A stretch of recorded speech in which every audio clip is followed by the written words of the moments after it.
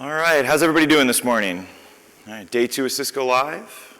Nobody's first is just here this morning, right? We were all here yesterday, taking in all the content, the sessions. Anybody make it into the hub yet and see us in DevNet Zone?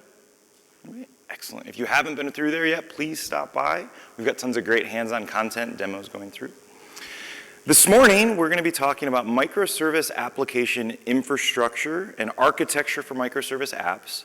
And the purpose of today's session isn't to turn you all into application developers, because frankly, I wouldn't expect anybody who wants their dream job to be an application developer to be coming to Cisco Live these days.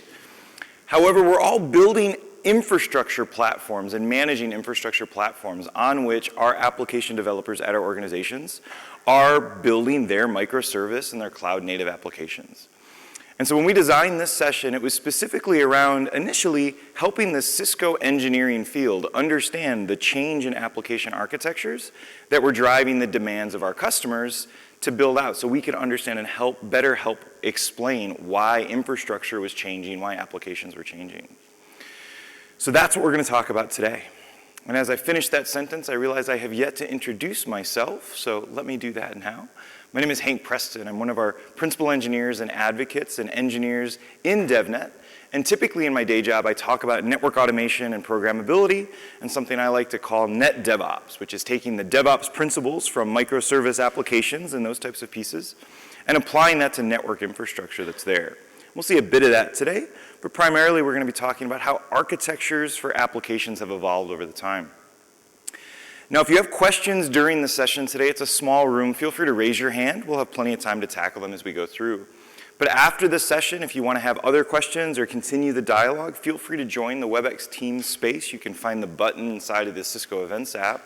If you go into it now, I have dropped a link for the demo application we're going to be talking about during today's session, so you can find that really easy and click on it. The URL will show up here at some point, but if you just want to click the link, you can find it in WebEx Teams as we go through. Now, we have a lot to cover today in our 2-hour session, and so our plan of attack is we're going to start with kind of discussing how application architectures have evolved from kind of that client-server application architecture we're probably all quite familiar with. We'll then go through kind of the process that applications are built today, the minimal viable product, the evolution of applications, and kind of why that is adjusted from some of the traditional models on how we've designed applications.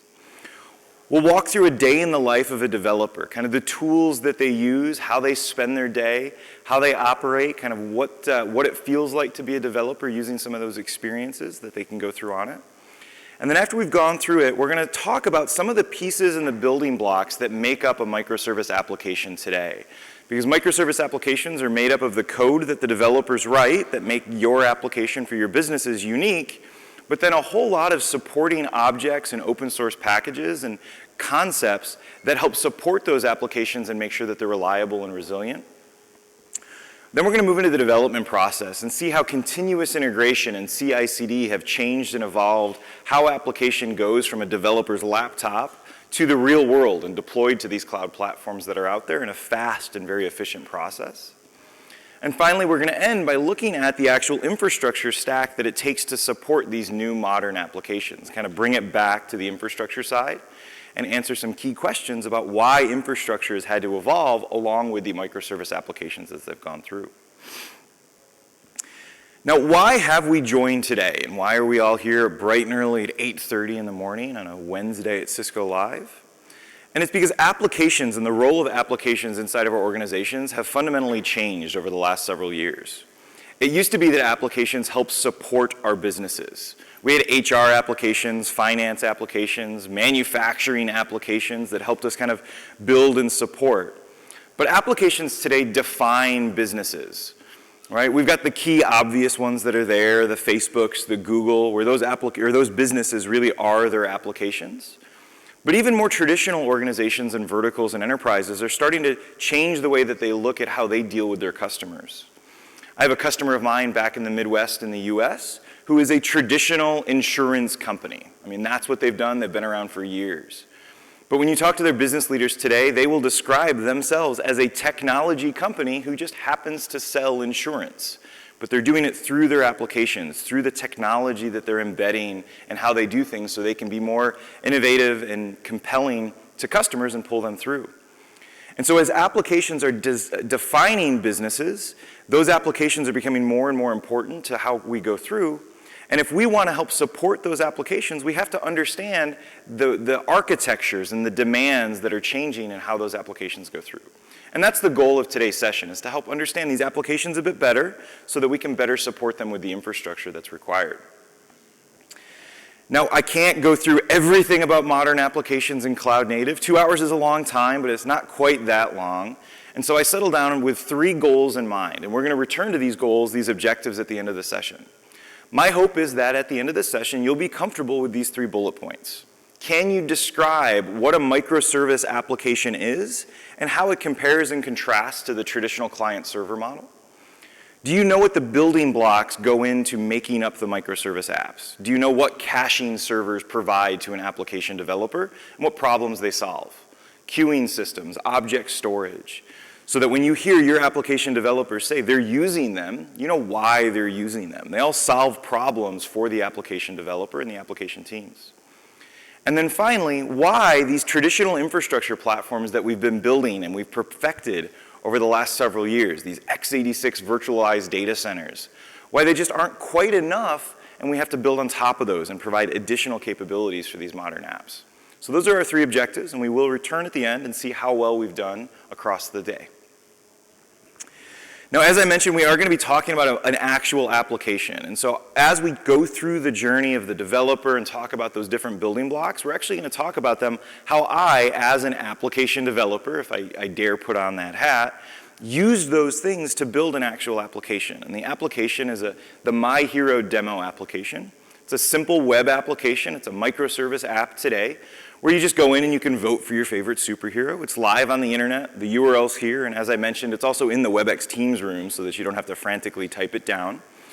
And so we're going to talk about how this application evolved and how I adjusted the code, the services, and brought new things in to solve challenges as I ran into them in putting my application out into the audience that I had. And so this will be what we go through when we talk about the history of this application and where it came from through our session. Before we get into the specific app, let's talk about the architectures, and we'll start with the client-server application architecture, or as it's often commonly seen, we talk about web app data, right? That classic 3-tier application. Those are client-server apps, and we all have lots of client-server applications in our organizations. They make up those traditional applications I talked about, our HR apps, our finance apps, the manufacturing control systems. I worked in healthcare for a long time. Our healthcare systems were client-server database-style applications. And the types of applications, the ecosystem, the way that we work with these applications were all basically the same, and they fit into the client-server model well. Starting on the client side, these types of applications have a small, or at the very least, a very well-known number and type of users. When we deploy a finance application, we know who is going to be using it. Likely, we cut their check. We gave them their devices, right? We know their usernames. We know their passwords even, maybe, as it goes through. We know our user base for these types of applications. And so we can control our clients really, really well.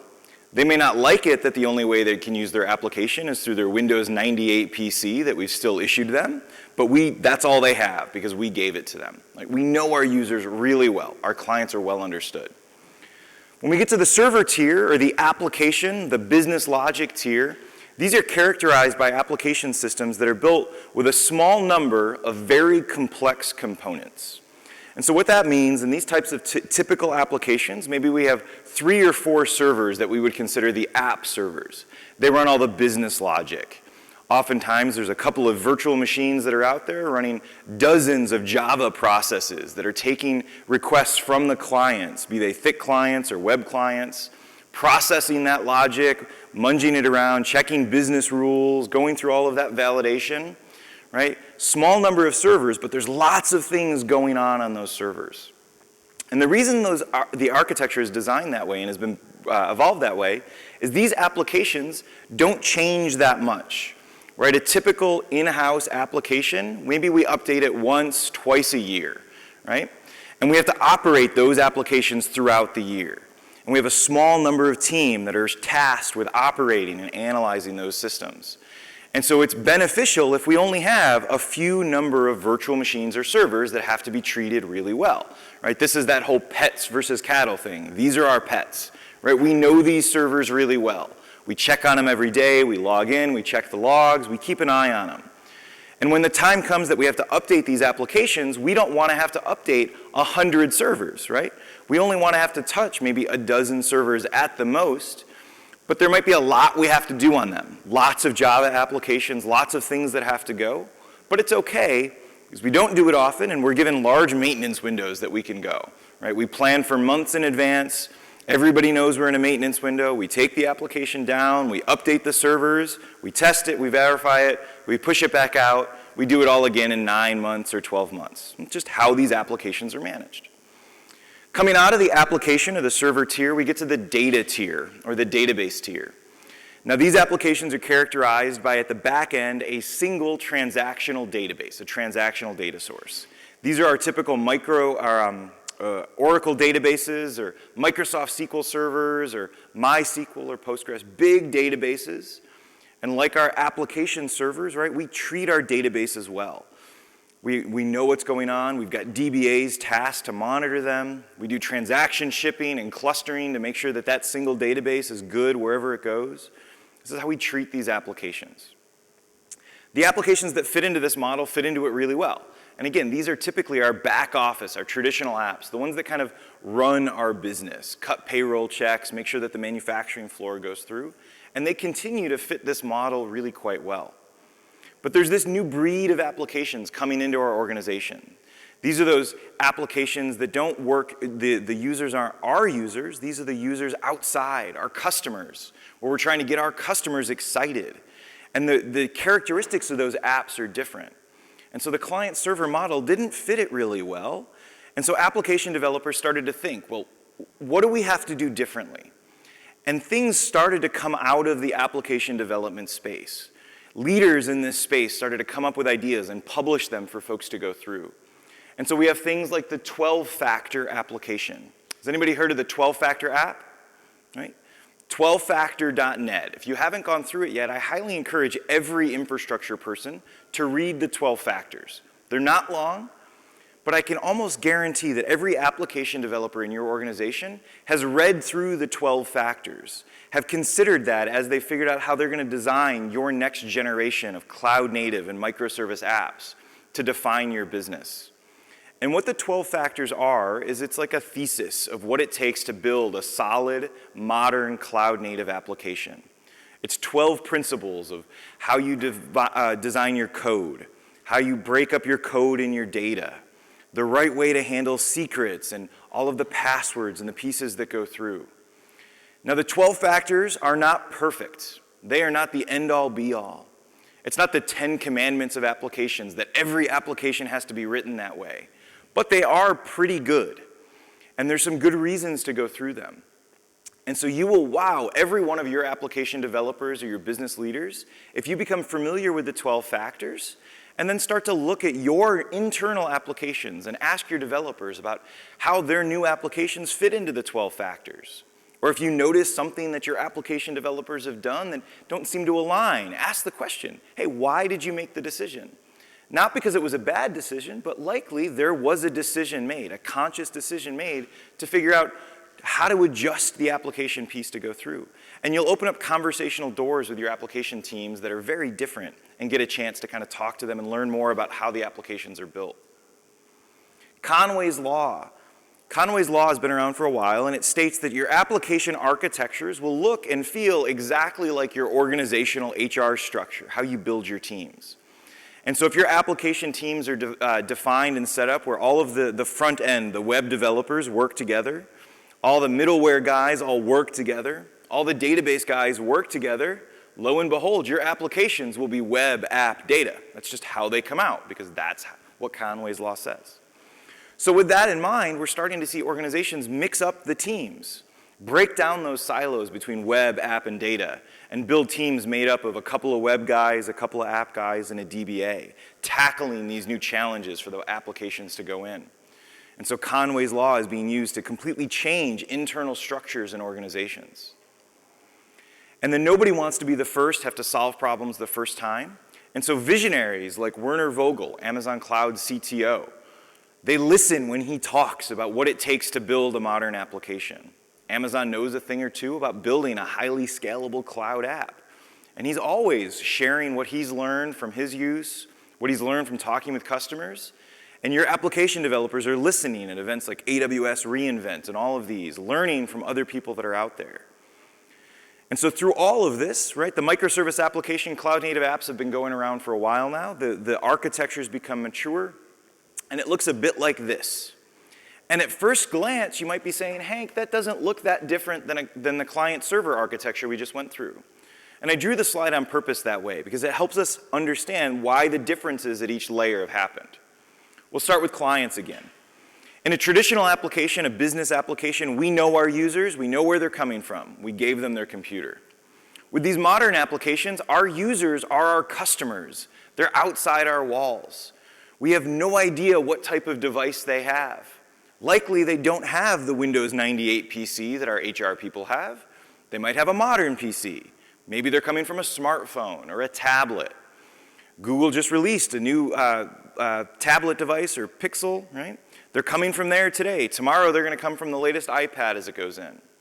Maybe it's a wearable, a smart watch, or voice technology, right? You don't know where your users are going to be or what types of devices they have. So we know very little about how our users are going to access our app, but we have to be able to control and provide as much access as possible so it's easy to work with.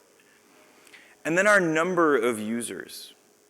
Inside, we know how many employees we have. We likely know how many people are going to need to use our internal applications.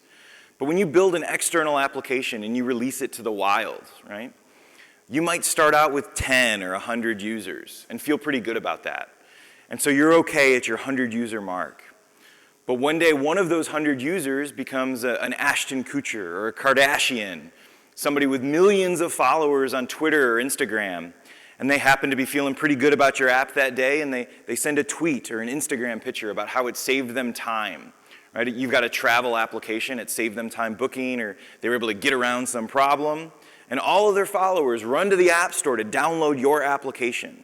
And you go from 100 users to 100,000 users in a blink of an eye. If you haven't designed your application to handle that immediate burst, without somebody calling up the help desk and saying, hey, we need to add a couple of more web servers, we're expecting some more load this weekend, you're going to go from what could have been an opportunity to blow up and become super popular and a positive message and your stock price go through the roof to just another blip for a startup company that kind of fell through the roof and couldn't handle the load and it goes away. And so you have to prepare from day zero for those types of pieces because every application developer building these types of apps want that moment, and they want their application to go viral on the social medias. And so the architecture at the clients have to be built for all of that in mind. Our clients access our systems through the cloud or through the internet, right? They're going to come across to us and get into what we now call our microservice tier, right? We used to call it the application tier. Now it's the microservice part of our application. When we talked about the application tier, we used to say, well, it was a small number of very complex components. Modern applications turn that on its head. Now it's a large number of very simple components. And remember I said the reason we did it in the old way was to keep it simple on our operations team. Right? We didn't touch them that often, so we didn't want a lot to touch. Well, microservice applications turn it on its head for the exact same reason. We want to keep it simple for our operations team. Well, how does that work?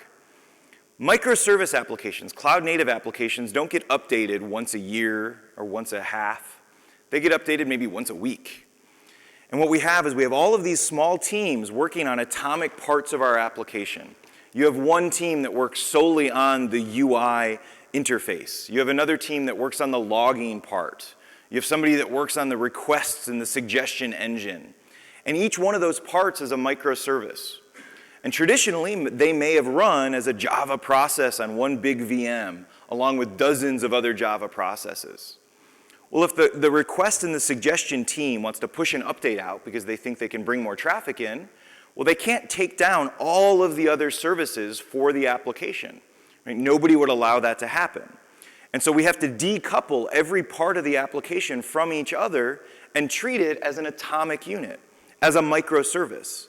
And so when the suggestions team wants to work on the suggestions microservice, they can work on it, and the UI people, the authentication people, nobody has to care, nobody has to know, because they've all been pulled apart into these microservices. They're very simple atomic units. That adds some complexity. How do all these microservices talk to each other? And so inside of the microservice layer, we have a message bus, a request layer, so that each of these microservices can communicate with each other. These are where things like REST APIs and message queuing systems come in to our application architectures. It used to be when one Java process wanted to communicate with another Java process, maybe they just accessed the same data files. Maybe they opened up a socket right on that virtual machine and they could talk to each other directly. Well, now all that communication goes over the network, right? It's an API call off to some other service that goes through. And so now we have to build a robust request layer across the network for all of these communications to happen, things that used to just happen inside of a virtual machine someplace. And then finally, we get to the data service. We used to have a single SQL database that backed our applications. Microservice applications are made up of many sources, types, and locations of data. Many sources, right? So maybe we still have a SQL database that handles our user base, but we also have gigantic logs tracking who our users are, what they're clicking on, what they're interested in. And my favorite part about modern applications is that the data that's critical to your apps may not even be controlled by you, and you don't want to control the data. Let's suppose for a minute our application is a suggestion app for skiers, right? Our app is the app that skiers use to figure out which mountain they want to fly to next week to practice the biggest air jumps. So your application, important information is weather details, right? How much snow is going to fall in the Alps versus the Rockies, right? You need to know that data. You need to have really solid weather data. But you're a small company. Do you go deploy weather stations all over the globe, gather that information into your own data center, process it? No, that's silly. Weather Underground has that. Weather.com, now powered by IBM Watson, has all of that information. And so you don't deploy your own weather systems, you just subscribe, you pay these weather companies to get their data. Potentially one of the most critical pieces of data for your application is not under your control in a modern application like this. All right? Lots of different ways of looking at the data as it goes through. So it's the characteristics of the application, from the users to how we design the actual components of the app to where the data comes from. This is what has driven the changes in architecture that our applications are having as it goes through. The building blocks that make up these microservice applications are wide and varied. Yes, we still have virtual machines. Just because it's a microservice application doesn't mean that it has to run in a container or be serverless. One of the earliest microservice applications here at Cisco is what we call WebEx Teams now. It used to be called Cisco Spark. It was the first truly microservice application that Cisco built, right? And it was built and launched before Docker was a company. Right? We launched WebEx Teams before anybody knew what Docker was. That is a microservice application. It was designed around virtual machines. Every microservice ran as a VM. It wasn't terribly efficient, but that's how it started. And they're starting to move away from that and go containers, but you don't have to not use virtual machines. So you'll still see VMs. Containers clearly are obvious choices for microservice applications. And now we're starting to move even farther into abstractions with serverless architectures. These are becoming more and more important. We'll talk about how the evolution and what a serverless piece goes through. And then we have the other objects we're going to talk about: proxies, load balancers, caching and object storage. Each one of these components, building blocks of a microservice application, is solving some critical problem to make sure that the applications function effectively, that they're resilient, that they can handle the load when you get that influx of users because you went viral. And we'll see how I used each one of these components to solve one of those challenges through the architecture definition of the MyHero application. So let's get to the MyHero application, the birth of my application. Okay? So this all started back in January of 2015, right? So what is that, 3 years ago now. And so I was at Cisco, I was a solutions architect talking about data center and automation, And I was hearing Cisco talk a lot about hybrid cloud architectures, right? Some of you probably remember, everything was hybrid cloud. The word intercloud was all over Cisco at that point in time. And as an architect inside of Cisco, I was being told, go talk about hybrid cloud. Go help your customers understand how to build a hybrid cloud solution. Demonstrate the products that Cisco had. One of those products I had to demonstrate was Intercloud Fabric. It was a solution that helped us bridge the gap between private data centers and public cloud services. And we wanted to demonstrate this product. And I wanted something better than the very basic Hello World app, right? The application that the business unit gave us was we'd bring the app up and it was a little cloud and it said, Hello World, and I was not inspired. And I said, I want something better than that. So that was my idea, right? I went into this whole process. I wanted something that would demo better than a simple little cloud on a web page.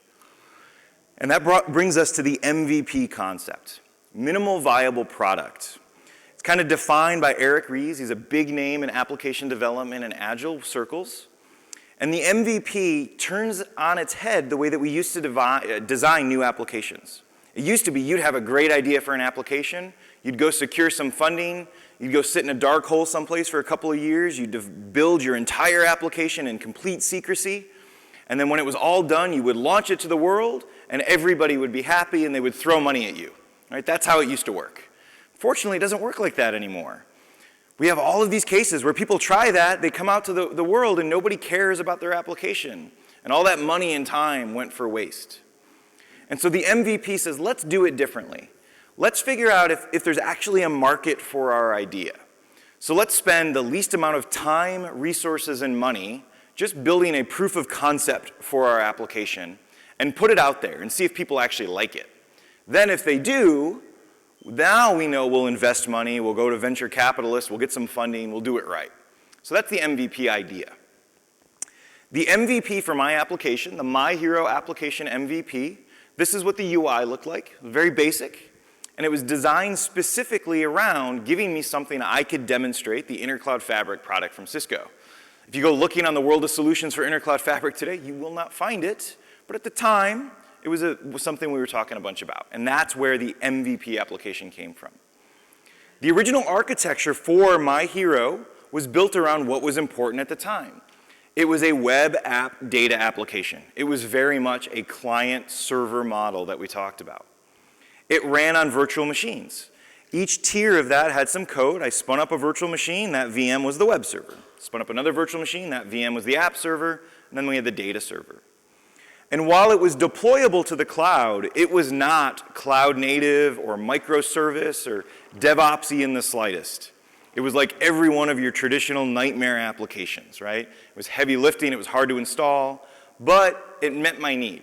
It gave me an application that I could demo and do a much better job. It was an interactive application. You could vote for superheroes, it gathered results, it reported back, it showed the value of what we were after. And so I put it out there. I demonstrated it to my customers. I showed my fellow peers. They demonstrated it to their customers. And I said, okay, I might be on to something. And I knew I actually had an audience when it was in March, in January 2015, and I got a phone call at 3 a.m. My wife was not terribly happy with this phone call, so I answered the phone and I stepped out of the bedroom. And it was a phone call from an Intercloud Fabric TME in Melbourne, Australia, who was at Cisco Live on the World of Solutions floor, because that year it was on the World of Solutions floor. And they were using my application to demo Intercloud Fabric, and they were having some trouble getting it to work. They couldn't get it quite right. And so I stepped out, I opened my computer, I helped them get it running, and that was the moment I knew that there was actually a market for my application. I wasn't gonna make millions, but people were interested in my app. And so I said, it's time to evolve the app. Because frankly, I did not want to be called every time somebody wanted to use my application, particularly if they were in a different time zone like Melbourne, Australia. And so I set out to evolve my application. I went on the journey to be a modern application developer. I secured all my venture capital funding. My boss threw me like $100 and said, way to go, you've gotten some visibility. That's awesome. I was waiting for the millions to come in, but I had to settle for the $100. And I set off with a goal to move to My Hero V1. So some of the things that I set out with ideas, things I wanted to evolve now that I had that big pile of cash that they all gave me, was I wanted to change the app some. First and foremost, it needed to become easy to install and easy to deploy, right? I needed to make this super, super simple because I didn't want to be phone called. And so I worked on that first, and I built some install scripts that were super simple. And I tested them by getting on a WebEx with my boss, and he wanted me to demo this to the rest of the field so everybody knew they could use it. And he thought I was going to demonstrate installing it. And so I did what could have been a career-limiting move, and I told him no, he had to install it. No prep, no warning, live on a WebEx. I said, can you install it? And he could, no problems. So check that one off. No more phone calls at 3 a.m. But I had other goals. I needed to move to containers. Very quickly in 2015, we were seeing that we were moving from VMs to containers. It was obvious. And so I said, okay, we have to go out of this VM world. I have to move it into Docker. While we did that, microservices were becoming popular. Platforms like DCOS and Mesosphere. At that point in time, it was before Kubernetes had come out, but today we're running it on Kubernetes, but it's run on several different microservice platforms since then. Now, you saw the UI in the MVP. It was not terribly inspiring, so I said, let's splash it up a little bit. Let's make it more modern. Put some pictures, not just text on there. Make it a more interesting application as it went through. And then auto-scaling. We're going to talk a lot about how I've evolved the application, and the primary evolution metric that I had was I would demonstrate this application to audiences like this, though the first few of them were inside of Cisco. It was a group of SEs, and my goal was to be able to get through an entire demonstration presentation like this one without the application crashing. And you're going to hear how that process went and how successful I was. And so I knew I needed to be able to auto-scale to handle a little bit of load as it went through. Bots. Bots are not quite the hype that they used to be, but everybody wanted a bot back then, and so I wanted to be able to interact with my application through chatbots. Right? I was going to use Cisco Spark, now called Cisco WebEx Teams, but we could also do it through Messenger, we could do it through Slack. I just wanted bot interaction as it went through. And then finally, I wasn't too worried about the code, but I also didn't want to be embarrassed if anybody looked at my code. So I took a look at the code, I put some more docs, put some more comments in there so people could understand it, right? It wasn't supposed to be a coding lesson, and the code for this is very simple. Most of these services are maybe 24 lines of actual functional code. It's a very simple app, but I wanted to be able to be useful for it. So these are my goals going in to building the app. And so let's see how I did that. As a developer, I had some tools I had to work with. I had to figure out how to work with the application. And application developers and application projects start and end with code repositories. And Git is kind of the leading platform software that drive the code repositories. Git is a version control system, version control. So we have code, we have lots of versions of code, right? In the infrastructure space, we have documents that have different versions too. How do we handle versions? Well, we save them with .v1, .v2, .v3, and then we overwrite them and we have all sorts of problems. Software developers used to do that, and then they invented tools like Git. Git was invented by Linus Torvald, the founder of Linux, because he needed a tool to help him build Linux better. Git's a distributed version control system. What that means is all of your developers can run Git locally, have full copies of the repository, and then they can communicate through a remote, right, the remote repository in a cloud someplace. And so they push and pull. They pull down changes from the remotes. When they work locally, they push those changes up to the remote so other developers can pull them down. Git is the software that lets this work. GitHub is one service that could be a remote, right? So Git and GitHub, though they sound a lot alike, often put together, they're actually two different things. GitLab, Bitbucket, there's lots of other things that can be the remote in the cloud as they go through. Odds are good your organization has at least one, if not many, remotes installed in your organizations. At one point in time, I think Cisco had about 300 remote systems installed. Cisco IT thought that was a little bit crazy, and they've tried to condense this down. So most people at Cisco kind of use one or two different remote systems, and that's where the code goes from everybody that goes in at Cisco. The repository is the object that we're working with. And so there's different strategies on how you architect and design repositories, but there's a few things that really kind of go together. Everything for that application or that service should go into the repository. So all of the code, all the documentation, all the tests for that application, everything goes to the repository. That's why it's so important to modern applications.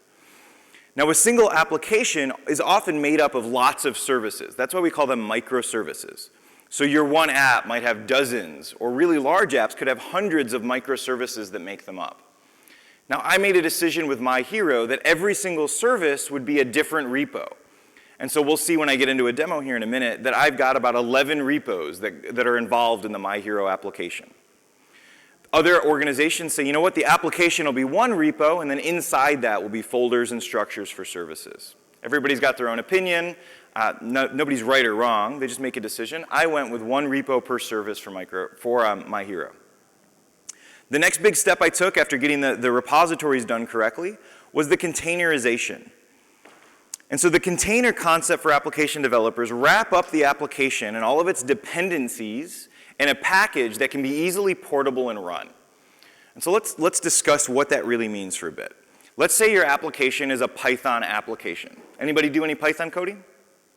Excellent. So the example will make sense. So you write some Python code. So you've got a file that's named .py someplace, and at the top of your file you probably have a few import statements. Import this, import that, import this other thing. All of those import statements are what we would call a dependency to your application. You didn't write the code, but your application depends on that other person's code. And so what an application container does is it says, I want to take my application and all of the dependencies, everything else it needs to run, and package them together as efficiently as possible. That's how those go through. And so with the My Hero application, I moved from VMs and said, okay, I'm going to take my code and I'm going to wrap them all up in a container image. So my Python files, most of the application is written in Python, so my Python files, as well as all the dependencies that I needed, get wrapped up in a container. You build a container by using what's called a Docker file if you're using the Docker container engine. And a Docker file is a definition of how to build an image to replicate these containers that go through. Now, oftentimes, you build up your strategy so that you'll automate building the images from the code. You can manually do it, but that gets really boring very fast. And so when we get into the continuous integration discussion, that's part of the process, is how do I automatically build new containers based on my code as it goes through. Now, containers can make life easier. The earlier you try to move to containers in the development cycle, the better it is. Because now you understand what it takes to build your app. You really understand the dependencies because you're early in on it. If you try to take what we'll call a classic application that it was designed maybe before containers existed and then containerize it, it's a bit more work because you have to figure out, well, what are all the steps? Because Docker files have to be very explicit about what it takes to build your application.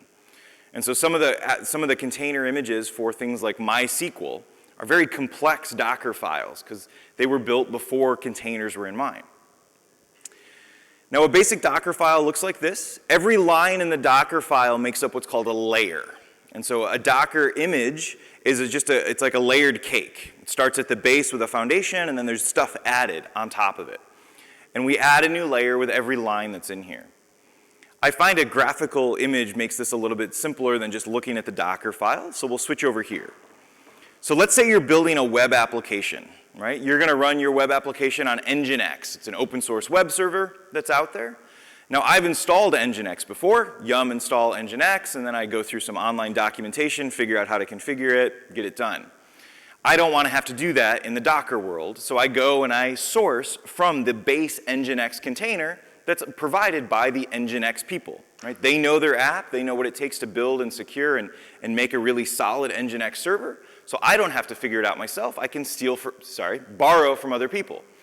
And so we borrow the Nginx container from somebody that knew what they were doing, and that's the foundation of my image.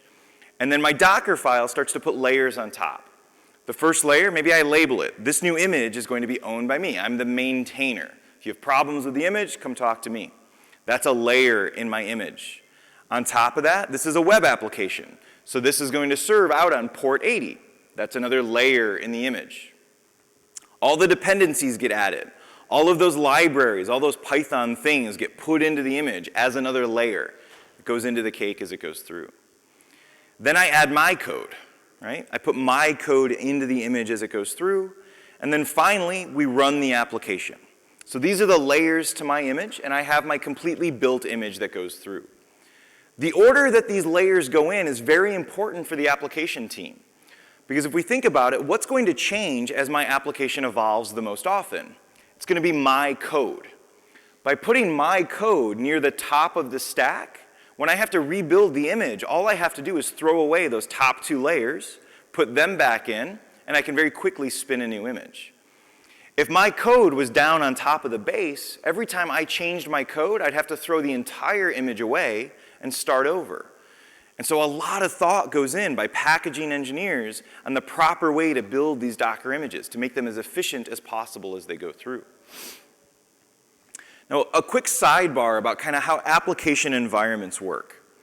One of the 12 factors that are in there that says when you have a different environment for your application, we're talking like production, test, QA, dev, pre-prod, all of these are different environments to the application. In the 12-factor application, every environment should run the exact same code. And so in the container world, that says they should run the exact same container image. Right? That makes it so that when you promote some code from development to test to QA, right, it's the same code. You're less likely to see new artifacts or bugs come through. But to do that successfully, you have to make sure that you don't bake anything about the environment into the image.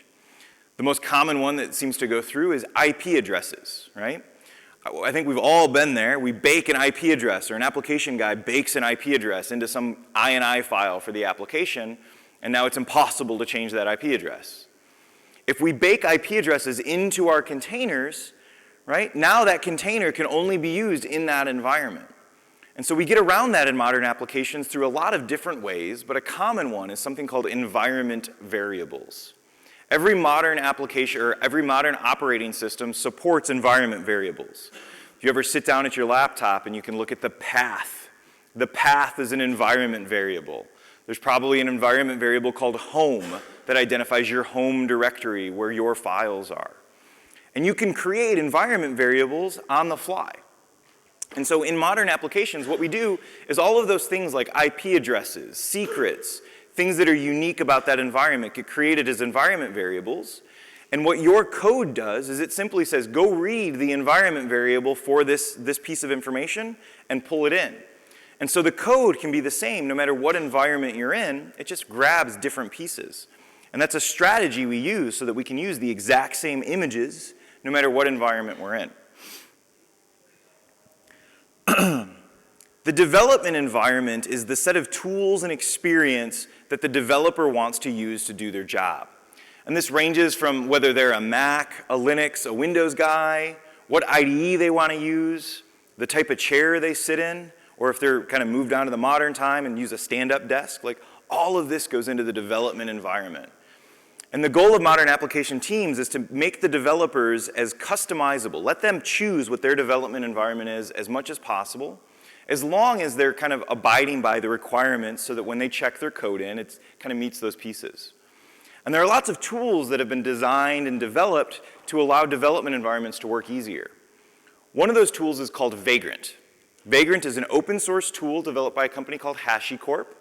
HashiCorp has been building components and developer tools for several years now, and they are all over the place inside of modern applications. And what Vagrant does is it says, you know what? The developer should be able to work on their code and spend 99% of their time coding. Standing up development and test environments should not be an effort. Right? It should not be hard work. We shouldn't have our developers like building PCs or servers to sit under their desk to run their test environments. It should be very easy to build these development environments. Furthermore, the development environment should be as close to production as possible. So when they're developing their code and they check it in and it's going to be promoted and tested, there's not a lot of variation that goes through. And so with tools like Vagrant, developers can simply type Vagrant up, and it will bring up the entire application or the service they're working on in an environment that is local to them, but looks and feels and acts just like a production environment as it goes through. Vagrant is driven around something called the Vagrant file. That's the definition of what the development environment will look like, and you include that in the code repository. For the My Hero application, I figured let's implement this, right? I wanted to add this into the demonstrations, let anybody kind of test and develop it. And so every microservice for My Hero has a Vagrant file. So if you were to go clone down the repository for any of the services and you installed Vagrant and Docker on your workstation, and they're open source, those are really easy to do, you can simply clone the repository down, type Vagrant up, and you can bring up the application right on your laptop as it goes through. Vagrant gives you a simple CLI to manage your environment as it goes through, but under the hood, it's managing Docker or VirtualBox or whatever other resources are necessary for that. Yep, question?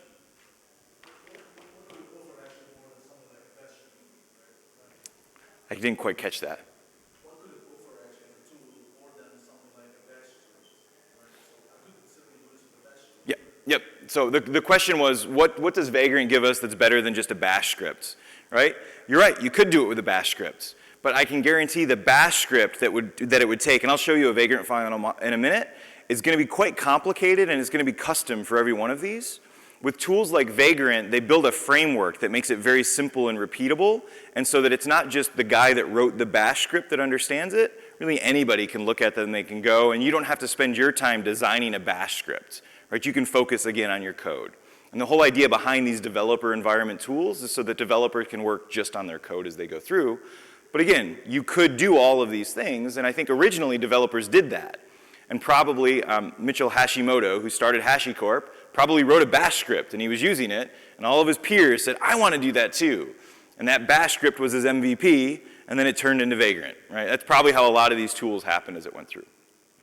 So let's actually see it in action. I've been going for a while now. Let's see a demonstration. Input 1. All right, so speaking of Vagrant files, this is the Vagrant file for the My Hero UI, the web service that goes through.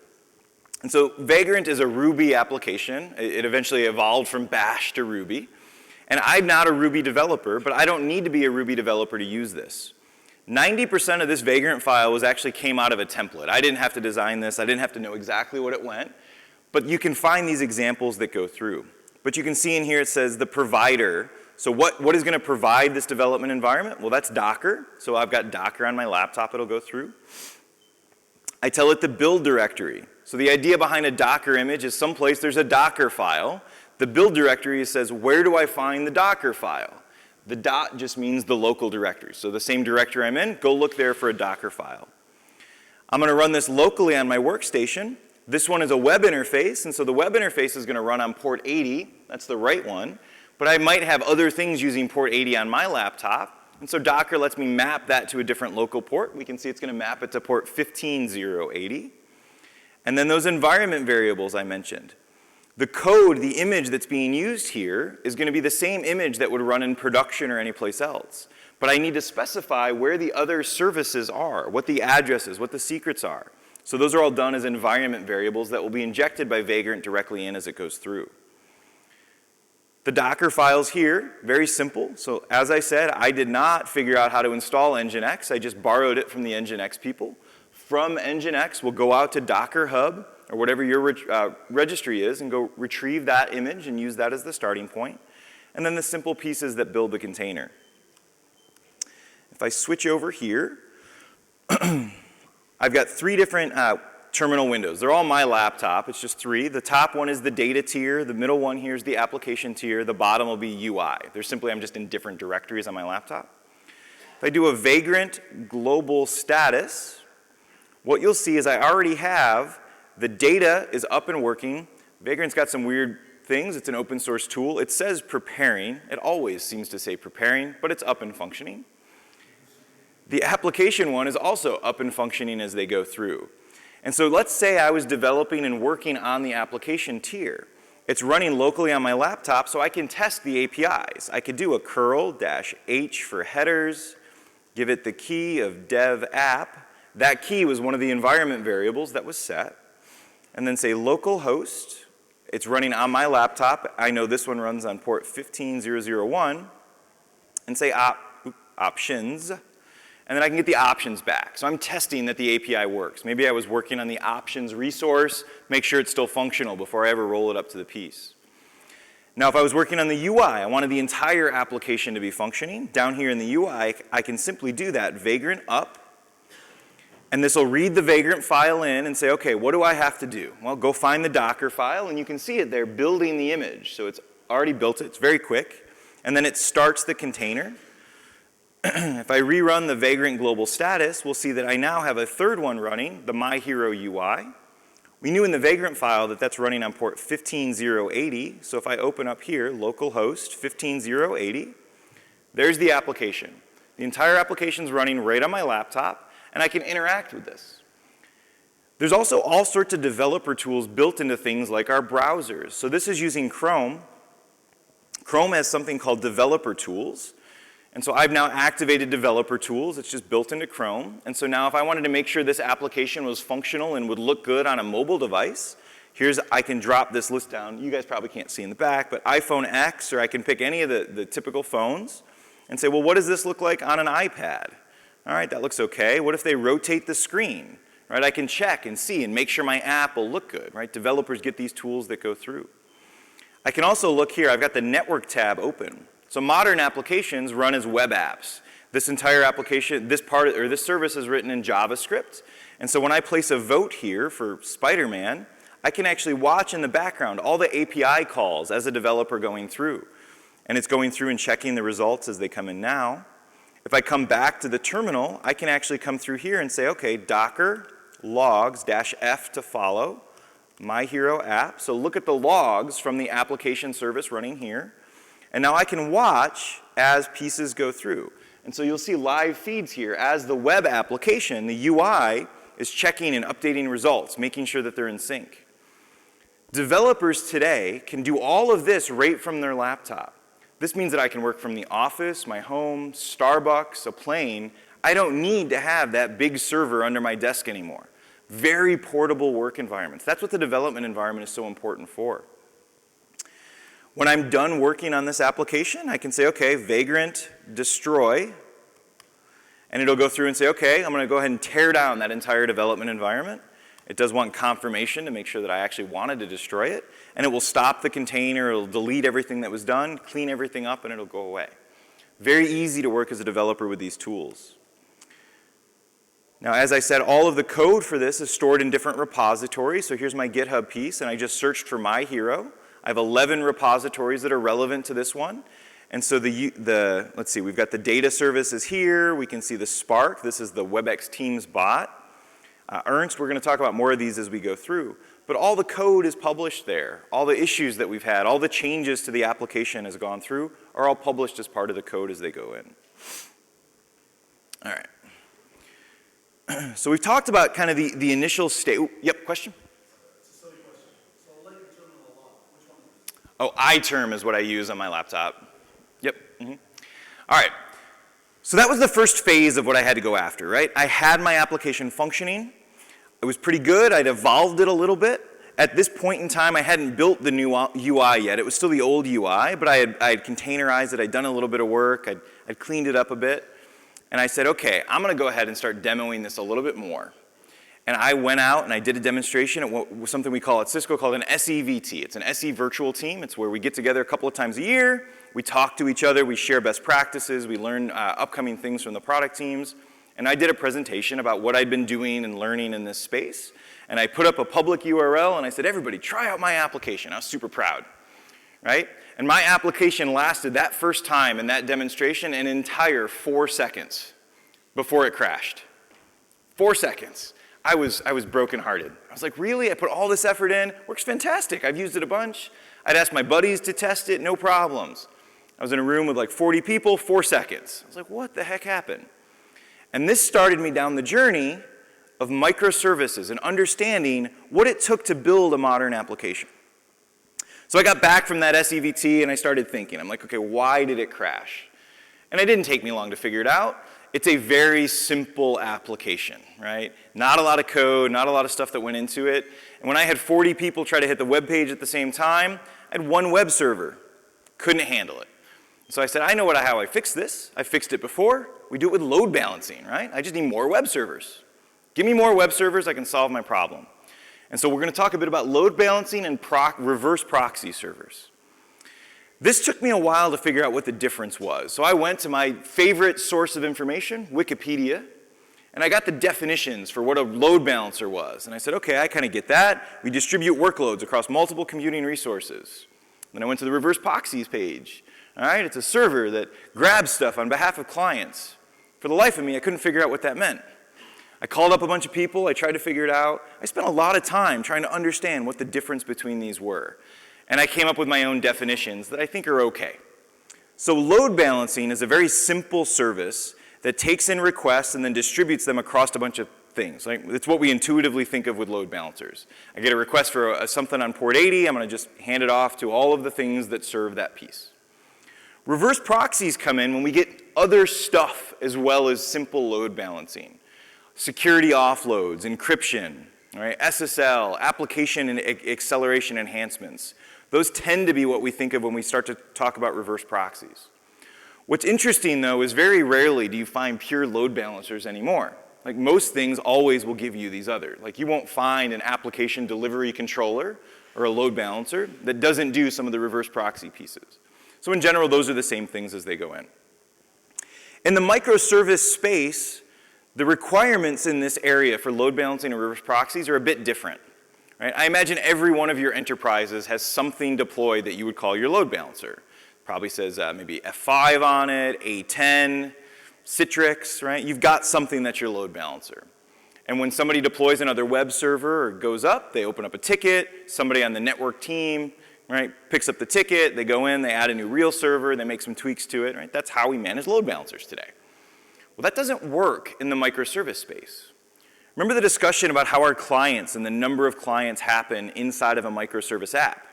We cannot wait for somebody to manually pick up a ticket and log into a server to add, or log into the load balancer to add new web servers, right? It has to happen faster. It has to happen automatically. We have to be able to leverage hundreds of instances 1 minute and 10 instances the next, and then 500 instances without anybody manually touching it. And so inside of the microservice architectures, load balancing and reverse proxies are done a bit different. Scale and resiliency has to happen. We start to handle things higher than just layer 4 through 7, right? Oftentimes network people think about load balancing and all of these kind of at a port and an IP level, right? This IP address, this port, they come in, I'm going to pass them off to different areas. Well, with microservices, we can't be that abstract. We don't have enough IP addresses, frankly, usually to make that work. And so we have to move up the stack to layer 7 types of addresses where we go through.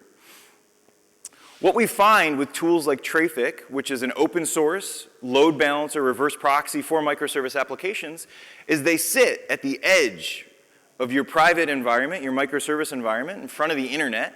And as requests come in for your API or your back office systems or your front-end web piece, they listen to the URLs and they pass them off to the back-end services as needed. And solutions like Trafic monitor the platform. And so as containers spin up and spin down, Trafic is automatically updating and changing as it goes through. These platforms, these microservice platforms, provide what in Kubernetes is known as an ingress service. Right? Traffic is ingressing into the cluster, and the ingress service is what handles this. They operate at layers 3, 4, or 7, though more often it's happening at layer 7 as it goes in. Now, typically, these will be based on open source tools, things like Trafic or HA Proxy, Nginx, all of these can provide these services. If you happen to be running your microservice platform in a public cloud like AWS or Google, you might be leveraging that service's load balancing service. So AWS ELB or Google Container Engine's load balancer could be doing the actual ingress service for you, tied into that capability. What's really nice about ingress services is every microservice platform I've looked at has kind of provided load balancing and reverse proxy with no extra work for the developer. All they have to do is just indicate that they want an ingress service, and this is the ingress kind of definition for the MyHero application.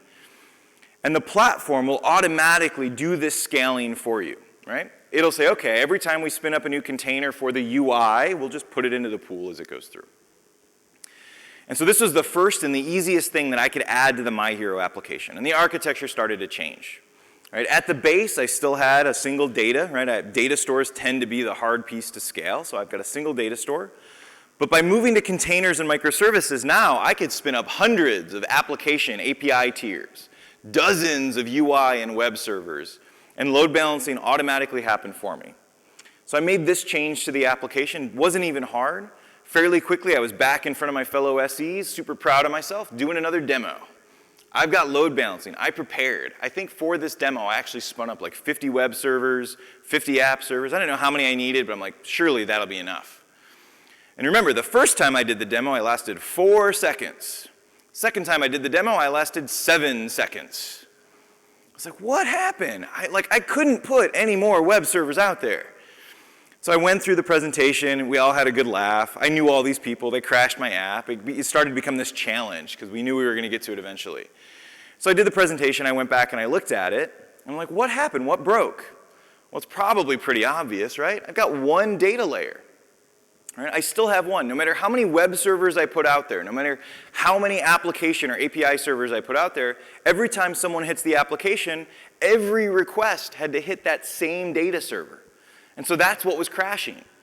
They'd hit the piece, the data server would fall over. That was my problem. Okay, I'm like, well, I'm not going to deploy some gigantic, clustered database. I'm like, there's got to be a better way.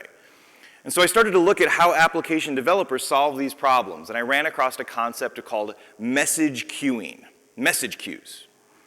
What a message queue does is it allows asynchronous communication inside of applications. So what we find is many applications, different services run at different speeds, right? I can have users pounding me for votes, but my data service can't keep up with it, right? So I have different speeds running in. And so what a queuing system does is it gives us this ability for my clients to do what's called a publish if you're using the MQTT protocol. It's a queuing protocol. So my clients publish into a queue, right? All of the requests as fast as the clients want to send them. And then the servers on the back end subscribe to those queues and just handle it at the pace that they can. And so the queue might get lots of requests in it, but the servers will go ahead and grab them at whatever rate they can go through.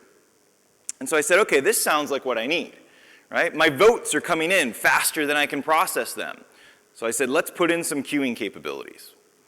And so I went through and 2 new services got added to the MyHero application. MyHero Mosca, which is the queue, that's where all the votes will kind of populate in a big bucket. And MyHero Ernst does the counting and processes them and then puts them into the data service at the rate that the data service can handle, which is fairly slow, but it goes through fine. Now you might be wondering, why did I call it MyHero Ernst? In the US, Hollywood has all these award ceremonies for who wins Best Picture, Best Actor. And every one of those award ceremonies, the people put in charge of counting the votes is the accounting firm of Ernst & Young. And I decided if that was good enough for Hollywood, that was good enough for me. So Ernst also handles the vote counting inside of the MyHero application. So I wrote some code to do the counting. Mosca. Mosca is an open source queuing system, right? I did not want to have to write my own queue system. I could have, but that would have been a lot of work and it wouldn't have given me a lot of benefit as it went through. And so nobody writes a queuing system. They grab one from the open source community. And so if you look at my repositories, you won't find a repo called MyHero Mosca. It doesn't exist. What that service is it's just running an open source Mosca container. So when that service spins up, it grabs it from the Mosca people, runs that container, and that's what's out there. And so your application developers are doing the same thing. They want to spend their time writing code that's important to the application, that differentiates their application. But if they can grab something from the open source community that functions and meets their needs, they will happily do that. And I was more than happy to grab Mosca to meet that need.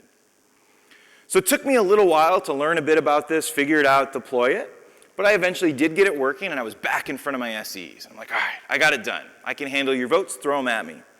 Last time, I'm sorry, question? I don't understand the picture. There are 2 arrows going into the queue, and none of them going out. Yes, that's a good one. So if you look at, is there a laser pointer on this thing? Nope. So we've got an arrow. So what happens is the application server, every time a vote happens, it does what's called a publish into the queue.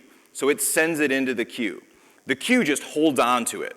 What you have is you have Ernst subscribes to the queue and listens. And so the actual feedback to get stuff out of the queue starts at whoever's going to want it. And so the subscription comes from Ernst to say, hey, anytime anything's in the queue, let me know, and I'll come pull it out of the queue. So Ernst pulls from the queue. It's not pushed from there. Because the whole idea behind queuing is not to force anything on anybody. They sit there until somebody grabs it out of there at the rate that they want it. Does that make sense? Excellent. Cool. So I put the votes in. So I knew when people went to go vote against this, right, I'd be able to handle the votes, and I'd process them, and I wouldn't overload the data. Now, the options, right, I still had to pull the options out of the data system, right, results still had to come out of the data, but I figured the votes was the problem. Votes were coming in, it was just overrunning, because that's what the app was all about. Went back to another demo. Last time, remember, we were at like 7 seconds. I think I made it maybe a minute this time before the application crashed again. And I wasn't that surprised at this point, because all my pride had just been ground into the dirt. Right? I wasn't an application developer, but I was still trying really hard. And so I took it, we laughed about it, and I went back. And I knew exactly what the problem was at this point. You guys probably do too. It's that direct link to the data. I still only have one data service, one data system for options and pieces. So every time you go to the web page, the application tier has to make a request to the data and say, what are the options? So it can publish them. Every time you go to the results page, the application tier has to go to the data page and say, what are the results, and process them. Right? So the data was still getting overloaded. Queuing wasn't going to fix that. What fixed that for me was caching. So this is where caches come into the application architecture. Caches have been used in IT forever, right? We've got caches in memory on our motherboards, right? All systems of doing caching. And so caching simply says, grab some of the data, move it closer to where we want it, so we don't have to request it from source all the time.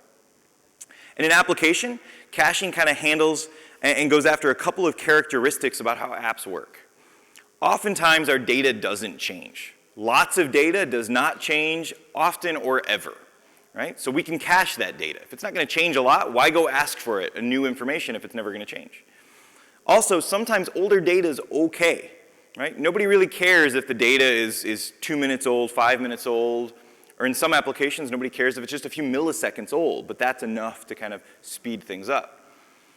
So the way the cache does is the cache sits between whatever the source is. In this case, it's the web server at the top and our clients. The cache is kind of pushed out to the edge.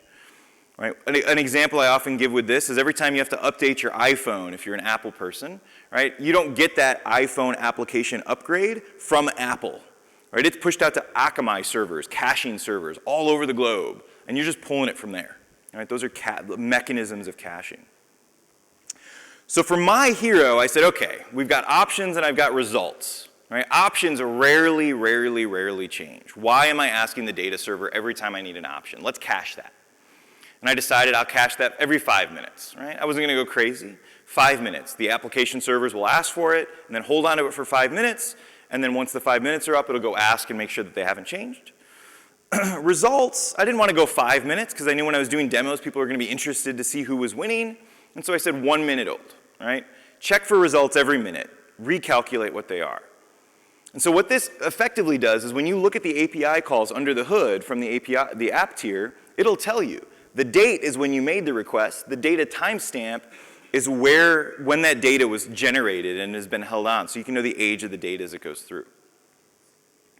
When I put this one in, the application architecture now didn't change a bunch because all the caching systems went in, it was logic I put into the API tier. Big applications often will deploy a caching service like memcached, which is another service like Mosca, it's open source. Mine was simple enough, I could just write it into the API tier. So my architecture still kind of looked like this, not a huge change to it. And I went back, and I was pretty confident at this point. I thought I'd protected that data service. I'm back up for it. And this was a big SEVT. Right? I was in the big room. I think at that point I had about 150 people in the room. We were broadcasting over WebEx. There was another 300 people over WebEx. I'm doing the presentation. And it was scheduled for a long one because I was talking through this whole process, right? Everything I've done pretty much up to today, now. And it's a 90-minute session, and I start off. My previous record, remember, was like a minute. Like, it didn't last long. And so I didn't think it was going to go that well. But I start looking, and I'm seeing people laugh as they go through. I knew the app hadn't crashed because I could see that, but people were laughing as they went in. What I found out is the application was holding up really, really well. So well, in fact, a contest had developed inside of my audience. There was a Cisco SE from Paris, France. He was there in the room, and he was a big Wonder Woman fan. And he wanted Wonder Woman to win this contest. And so he was voting for Wonder Woman. Boom, boom, boom, boom. There were like 3 or 4 SEs in the room that just wanted anybody else other than Wonder Woman to win. And it wasn't against Wonder Woman, they just wanted to like get this guy. And so they were trying to vote against each other. And it was a hard battle. They couldn't do it by clicking the button. they resorted to code, right? I got API layers. All my code was simple. It was published. They were looking at it, so they wrote some bash scripts or some Python scripts to do the voting. And they were running them on their Macs. And Guillaume, he was the SE from France. He was doing really well. Wonder Woman was ahead. And so the SEs that were after him said, I don't have enough power on my Mac to vote fast enough. And they went to the cloud. True story. They went to the cloud and they deployed, they wrote, and it's someplace on GitHub, My Hero Voter. It's another service, I didn't write it. And they wrote some code that would vote on their behalf. And they deployed it to AWS. And so they had containers running in AWS, voting. I got to the end of my 90-minute session, app was still up, they were all going through, we were checking the votes, Wonder Woman was still in the lead. We're like, this is great. I was super proud, my application had held up. I was the last session before lunch. We went to lunch. We were sitting around chatting. We were talking about the application, and my phone rang. Cisco IT, security. They wanted to know why my lab was under a DDoS attack. True story. I explained I was doing a session, a demo. The SEs had gotten excited. They said, you got to stop because you're DDoSing the lab in Richfield, Ohio. I said, okay.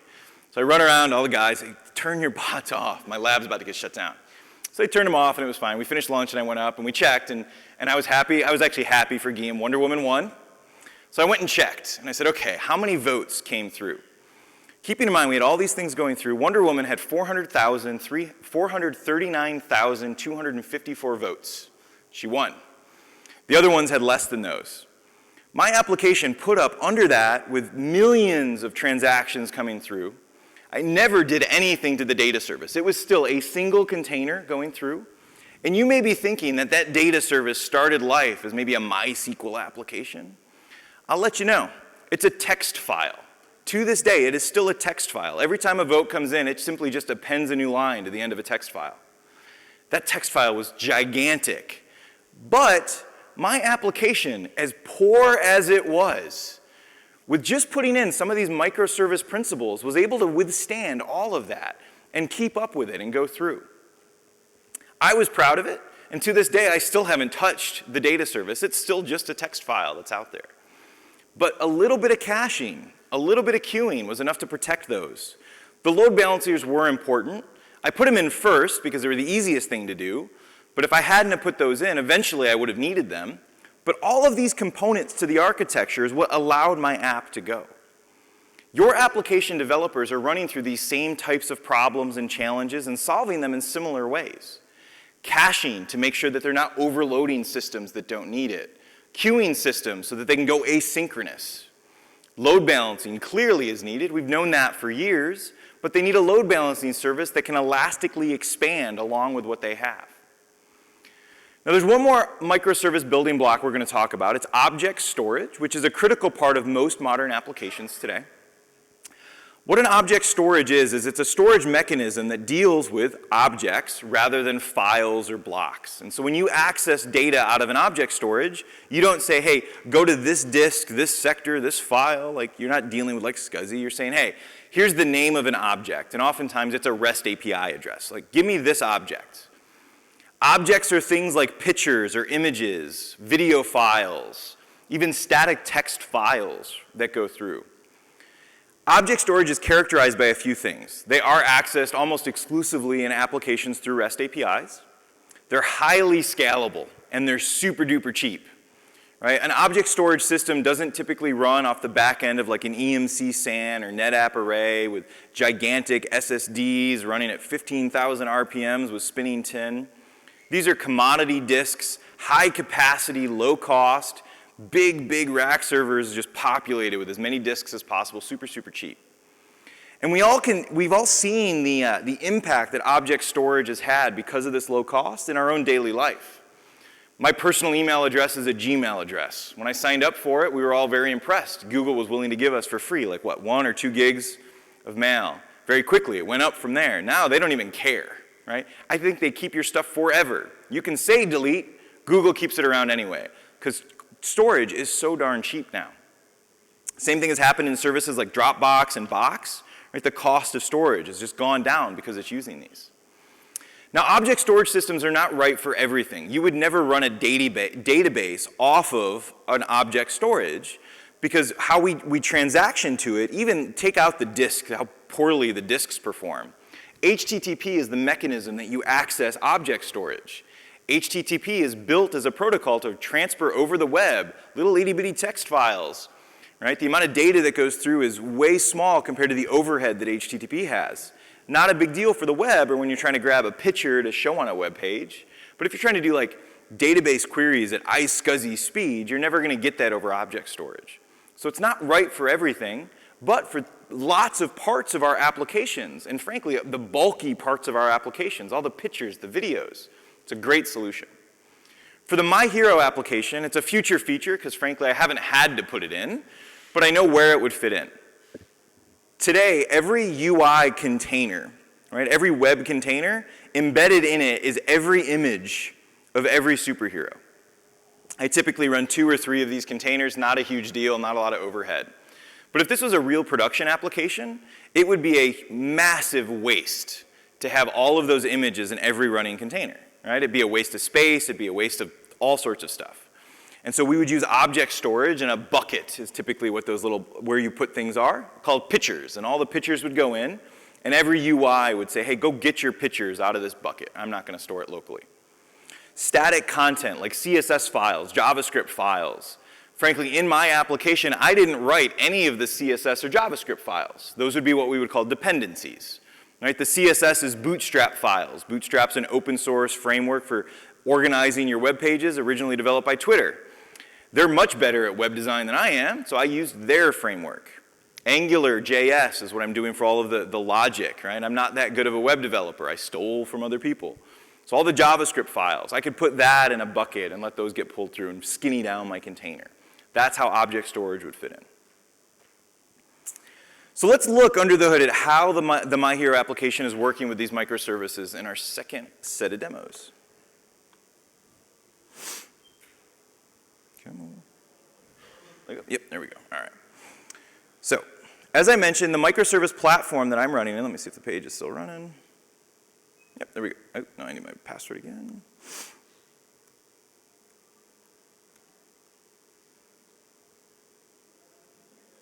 All right. So Kubernetes provides a dashboard. It's a web interface where you can go in and poke around at it. And so this is the Kubernetes dashboard. I'm going to flip to my namespace. This cluster is one that we use in DevNet for the different advocates and engineers to store what they're working on. So I switch over to mine, and we can see I can monitor my CPU usage, my memory.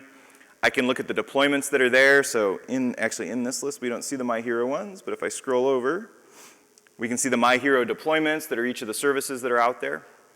I'll let you out on a hint, though. Application developers rarely use the dashboard for Kubernetes. It's not conducive to the way that they work. They use the command line tools that are there. So I'm going to switch over here. I'm going to stop the web service and go through. So when you interact with Kubernetes, you often use a tool called kubectl or kubectl. There's like a dozen different ways to pronounce them. I'm honestly not sure which one is supposed to be used. I usually just call it kube. And so I created an alias. An alias is just an alias. I type 2 letters, KH, and it runs the kubectl command along with the config file that knows how to talk to my Kubernetes cluster. And so KH in this case is kubectl --config, a config file, -n, my namespace. It's less typing if I just type KH, but there's no magic there. So I go through there and I can say git deployments, and we will see that there are several different deployments deployed to my cloud. Down here we can see the My Hero services that are running. Right? We can see the app, the data, Ernst, my counting guy, Mosca, Spark, Tropo, and then the UI, or Tropo shut down, the UI service. We can see most of these have been up for over a year. Application been running for a while. I've done lots of demos on it. The deployment is the definition of the service, like what container, what ports do they run on, but the actual running instances are called pods. So I can do kh.get pods. And this will show out all of the containers. So we can see that I've got, 5 application containers running. So those are identical containers with identical configuration, and then we load balance across those. And there's 2 UI servers running down here at the base as well as they go through. Now I can do things very easily to scale these up. I can go ahead and say kh scale. We'll say replicas equals, we'll go to 5. For deployment, My Hero UI. So we had 2. I run this one. It says it's scaled it up. If I go ahead and say get pods, we'll see, and I might get it. Yep, I got it even fast enough as the containers are creating. So here we can see I've scaled back up to 5 of them, and we'll just take that same image, scale up 5 more of them. Now the way the servicing, or the ingress and the load balancing goes through is a combination of 2 objects in Kubernetes. So if I do kh get services, we'll see that I have services for each one of the services for the application. Now the service object in Kubernetes is the simple load balancer. It just load balances against all the pods that are there. So if I look at one of these, describe service my hero UI. We'll see here there are endpoints, and it's listing out IP addresses, and then we can see it says plus 2 more. Remember, I scaled to 5. In the time that I was talking, those containers fully spun up, became healthy. They were automatically added into the service that was there. If I rerun the get pods, and I'm going to say -O and wide, that's going to format it and give me the IP addresses for each of the containers. And I'm just going to grep this down so that we don't see everything. My hero-UI. What you'll find is in here in the IP addresses, so 10.0.0.37, there's one of them. 10.0.1.13 is there, 2.9. And so the service is load balancing to the pods that are there. But the actual ingress does the external access. So if I do kh describe ingress, my hero UI, let's see if I remember the name of it. Nope. Kh get ingress. It is, just my hero ingress. So this is the actual reverse proxy that's doing the real load balancing. So this application, the one that's live on the internet, here's the public IP address for all of the services that are in there. Whether it's the API, the web page, the Spark bot, they're all running off that same IP address. I'm running in Google Cloud in this case. And then what it says here is there's rules. There's layer 7 rules that say if I'm going to myhero.imapex.io, the main web page, send it to myhero.ui on port 80. If something comes in on api.myhero.imapex.io, send it to the application tier. Right? The ingress definitions are the same whether I deploy this to Google or AWS or on-prem in my own cluster. It's the ingress service that's installed with Kubernetes. Here it's Google, but if it was on-prem, maybe it's HA Proxy or any of these other ones, handle all of those pieces for us as we go through. As an application developer, I can use these Kubernetes tools to check in the status. And oftentimes, in this case, it might be like a DevOps engineer, an operations engineer. They're checking, make sure things are healthy, managing the cluster. But all these tools make it very simple to go through, or write bash scripts to do for us as well, which is what a lot of us do. Most of the installations for these, when I set these demos up, they're all bash scripts so that I don't have to type so many commands. Okay? All these pieces go through, make it super easy. All right. The last thing I want to talk about around applications is the concept of user interfaces and how we tackle these by application developers. So a user interface, it seems strange that I define this, but to keep consistent with the rest of my slides, I put a definition up there. The user interface is however your users use your application. We often think of these as the web pages, the portals that go through. But there's way more to user interfaces than just that. Let's think about one application that many of us might use, Twitter. Anybody on Twitter? All right. So what is the Twitter application? Well, Twitter has a web page, twitter.com, right? Twitter has a mobile application. I can use it on my mobile phone, which is over there, not in my pocket. Twitter also has wearable tech, right? If you've got an Apple Watch, you can get your tweet on your watch all the time. And I did that for like a week, and then I turned that notification off because it got a bit noisy. Twitter also has integration to services like if this, then that, IFTTT. This is a fantastic service, right? This is where you can go through and say, every time I write a blog, tweet about it. So I don't have to do it. If this, then that. I like to call it the lazy man's application, right? Every time the bus shows up, tell my wife to go pick the kids up, right? You can do all sorts of stuff with it. And Twitter's plugged into it, along with Facebook and Instagram, WordPress. There's all these plugins for if this, then that. So Twitter as an application isn't just the web page. And so I said, you know what? I don't want my hero just to be a web page. I want my hero anywhere. All right? I wanted to provide WebEx or bot voting with My Hero. I had the web page down. The UI was looking good at that point. I said I want to be able to chat into it, so I built a chat bot for it so we could talk to it with bot systems. I wanted to text in my vote. And so Cisco Tropo was a service we had. It's now been kind of folded into WebEx as part of WebEx Teams that's in there. But it lets you use text messaging to vote in. So I built a service so I could actually text votes in. And then Alexa. Anybody got an Echo or a Google Home or a Siri at the house, right? You talk to your stuff. I said at this point, I had just gotten an Echo at home, and I was having a grand old time with it, turning my lights on and off, scaring my kids. Right? It was great. I said, I want to build a skill so I could vote in through the voice that went through. Right? Go through on that. And so this is where the concept of serverless comes in. And I love this cartoon. If you've heard me talk before, you might have been familiar with Captain Cloud and his brother Carl, the network engineer. And so many of us, when we started hearing the term serverless, had this picture in our mind, right? We're going to go to the data center, we're going to throw everything away. We don't need servers anymore. There's always been the joke of cloud is just somebody else's computer. Serverless is still a server someplace under the hood. But there's an architecture behind it that kind of evolves this journey we've been on from physical servers to VMs to containers. Serverless is the next step. In a serverless framework, what we can do is the developers write their code and they're done. They don't have to worry even about writing containers, right? Containers were 2010. We don't want to do that anymore. We just want to be serverless. And so the way that serverless architectures go through is developers write their code and they define some event. This event happens, please run my code, and then that code can access data and objects from all these other areas. We do this because of efficiency, right? I got my code, we can run this anywhere. Built-in scaling, the systems for serverless handle all that for us. And oftentimes it's super, super, super cheap. Big value of serverless as it goes through. The secret is that what serverless really is it's automatic containerization. So you're still containerizing. If you're writing serverless code, serverless applications, there's still a container happening. There's still a Docker file probably someplace. You just didn't have to write it. The serverless platform does it for you.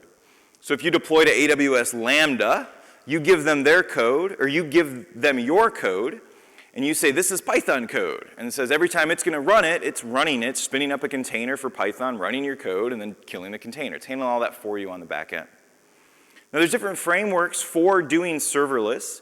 AWS Lambda is the suggested platform for Alexa. It's the easiest one to get started with as it goes through, so it's the one that I used for the My Hero skill.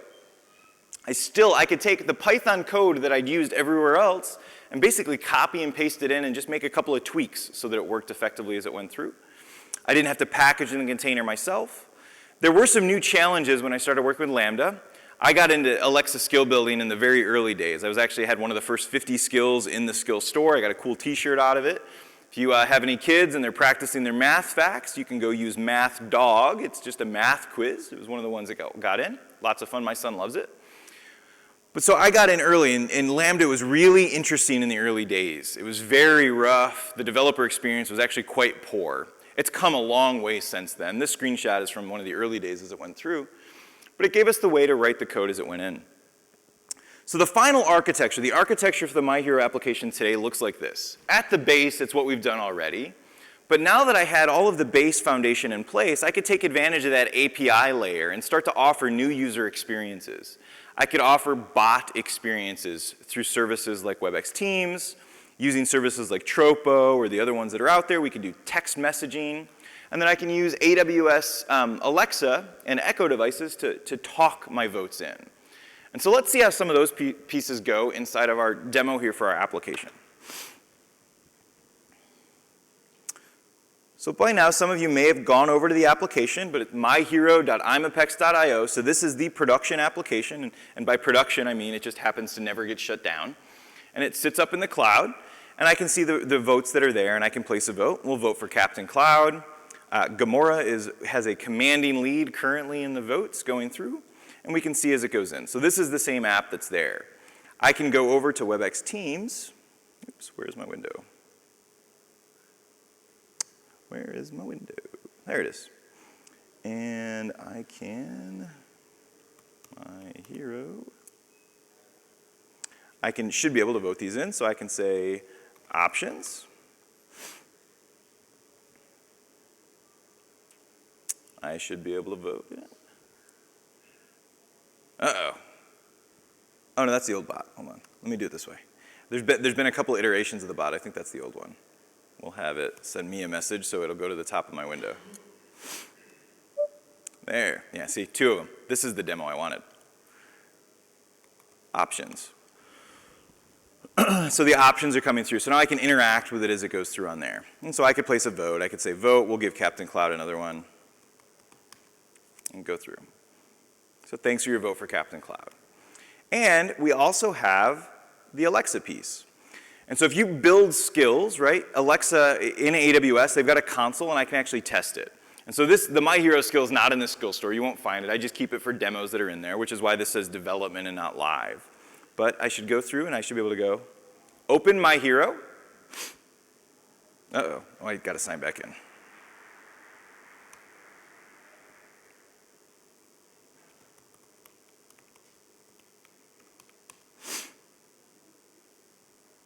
There we go. Open My Hero. Welcome to My Hero. Let's figure out the best on-screen superhero. Would you like to hear the options? So this runs a Lambda function. The Lambda function reaches out through the API to my service running in the Google Cloud, and it's going to go through and say, so, yes. The possible heroes you can vote for are as follows. As a Captain developer Cloud, with this, I can actually Spider-Man, monitor the status, Captain America, the feedback that goes Batman, through. Superman, Wonder Woman, Deadpool, Black Widow, Iron Man, Star-Lord, Scarlet Witch, Lots of Gamora. votes. Who would you like to vote for? Captain Cloud. Thank you for your vote for Captain Cloud. It has been recorded. That's what's nice about when you build modern applications like this. I'll tell you when I wrote the code for this. I was headed off to that SEVT where it lasted long. This was one of the demos I did on that DDoS experience that went through. And the week before that, I was on vacation with my family in South Dakota visiting Mount Rushmore. In the States, it's a big mountain. We carved all the faces of our presidents in it. Super impressive. And we were camping out there, and it was late at night. My family had gone to bed. I had a fire going. And I was like, you know what? I want to do something different for the demo.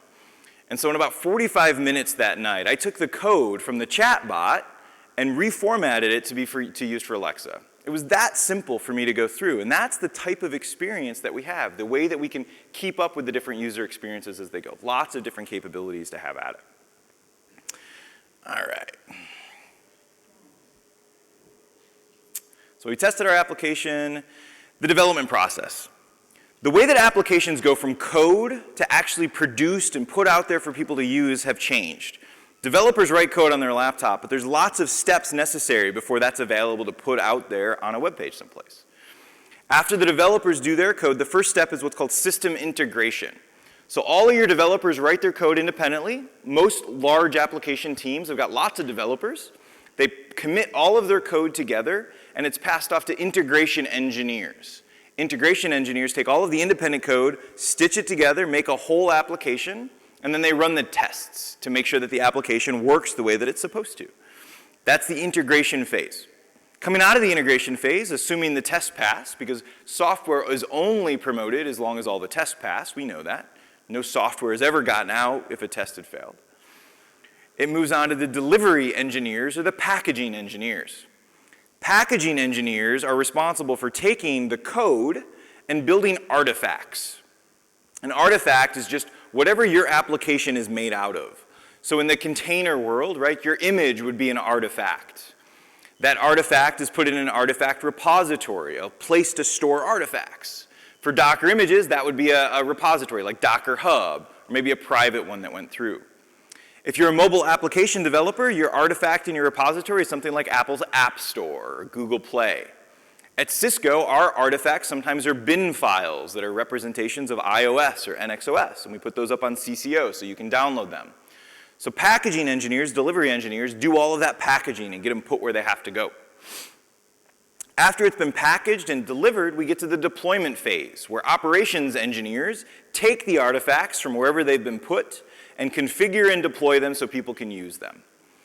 And that's the way software has been delivered and built for years, right? Coders did their work, integration engineers did their work, delivery engineers, operations engineers, right? And it took 6 months to go from the developer to operations, right? That's how it's often gone. And we were okay with that for the longest time. And then came the land of like digitization, and agility became important. And 6 months was way too long. But the process had to go through.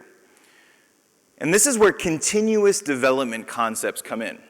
Continuous integration, continuous delivery, continuous deployment. What we want to do is take that same process. We still need to do integration. We still want to test. We just want to do it automated, right? We don't want it to have to be somebody manually doing it. We still need to package and deliver our software. We just don't want to have to do it manually. And we do still need to deploy things. Again, we just don't want to have to do it manually. Take all of the manual, repeatable stuff and automate as much of it as possible. And this is where continuous development process flow comes in. In CI/CD, the same things happen, all the same steps happen, but now it's articulated. Rather than some integration engineer having a playbook, a binder of what it takes to test the code, we build things into tools like Jenkins or TeamCity or Drone that says this is how we do our integration and testing. And the tool will automatically do that for us. Coming out of that, it gets passed off to continuous delivery, where it's packaged up in a container or some sort of application artifact and put into the repositories where they have to go. And then finally, continuous deployment will automatically use CI/CD to update running applications to the latest version. So I often say continuous development is CI, CD, CD. There's 3 phases to it. Not every organization has to do all 3 phases. If you're Facebook or Google or a cloud application where as a service and super agility is important, maybe it's important to you to be able to deploy your code as soon as it's ready. But a lot of enterprises don't have to do that. And so a lot of customers I talk to do CI, CD, and then they do manual deployments. They batch deploy. Maybe they say, you know what, once a month, we're going to take all of the things, all of the changes to our application, we'll push them out once a month, maybe once a week, right? They don't have to be automated as it goes through. So organizations are getting benefits from continuous development, often just with the first CI and then CD, without going all the way through. As I was doing the development for My Hero, I got into this because I got a bit tired of manually building Docker images and telling Kubernetes to restart. And so the flow for development with My Hero looks like this. Starts with me in the corner doing my development. I commit my code to GitHub. We already saw the repos that were up there. So I make my code on my laptop. I commit the code to GitHub. GitHub fires off a notification message. Those notifications in application development are called webhooks. So it fires a webhook off to my CI server, which was Drone. Drone is just one of the open source CI systems. It's like Jenkins or TeamCity. It's just the one I happen to be using. Inside of Drone, it processes the continuous integration, the continuous delivery. It builds the container images, and then it doesn't hold on to the container image. It pushes it up to Docker Hub.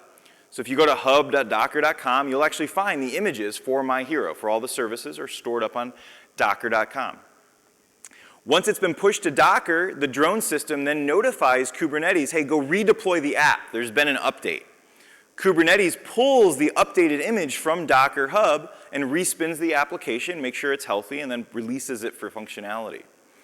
And as it goes through and finishes, Drone will send a status message out to WebEx teams saying the build was successful, or if there was an error, there was an error in it, and the messages and links to go through, and then I can read the message. Through the whole process, while the CI system is running, I could be working on the next feature, or moved off to something else, or gone to dinner, right? I didn't have to monitor that manually.